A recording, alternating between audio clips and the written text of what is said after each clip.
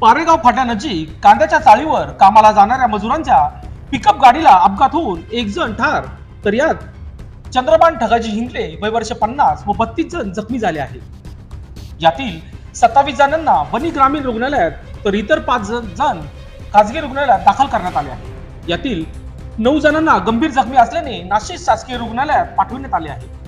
दिनांक 13 रोजी सकाळी 9:30 वाजेच्या सुमारास दह्याने तालुका चांदवड येथील मजूर वनी येथे कांद्याच्या चाळीवर नेहमीप्रमाणे कामासाठी येत होते। यामध्ये पिकअप गाडी क्रमांक MH15HH 3678 या गाडीत अंदाजे 32 ते 35 जण बसले होते। पारेगाव फाट्यानजीक भरधाव वेगात येता चालकाची गाडीवरील नियंत्रण सुटल्याने गाडी जोरात पलटी झाली। गाडी पलटी होताच आवाज झाला। आजूबाजूच्यांनी धाव घेत जखमींना बाहेर काढून वनी येथील मिळेल त्या साधनाने ग्रामीण रुग्णालयात आणण्यात आले। या जखमीमध्ये